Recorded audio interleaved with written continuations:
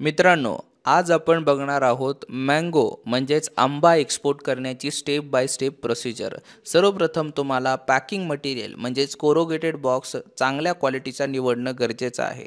त्यानंतर आपण fresh फार्ममधनं mango हा हार्वेस्ट करून घेतो, ज्यामध्ये आंब्याची साईज लगभग 200 ते 250 ग्राम असली पाहिजे. यामध्ये 2 व्हरायटी जास्ती प्रमाणात एक्सपोर्ट होतात, अल्फान्सो आणि केसर. मग त्याच मँगोचं आपण व्यवस्थित पद्धतीनं सॉर्टिंग करून घेतो. यामध्ये लागणारे डॉक्युमेंट जर म्हणलात तर ॲपेडा नावाचा RCMC फायटोसॅनिटरी सर्टिफिकेट आणि सर्टिफिकेट ऑफ ओरिजिन लागतो. त्या बॉक्सला व्यवस्थित पॅक करतो आपण वेट करून आणि मग पुढील प्रोसिजर असते प्री कुलिंगची. मँगोला प्री कुलिंग करताना 8 ते 10 डिग्री सेल्सिअस वरती प्री कूल करतो आणि मग त्याच मँगोला कंटेनरमध्ये स्टफिंग केली जाते. स्टफिंग करताना व्यवस्थित पद्धतीने हँडल करणं गरजेचं आहे आणि त्याला मग आपण सिलिंग करून मग पाठवतो आंतरराष्ट्रीय मार्केटमध्ये. अशाच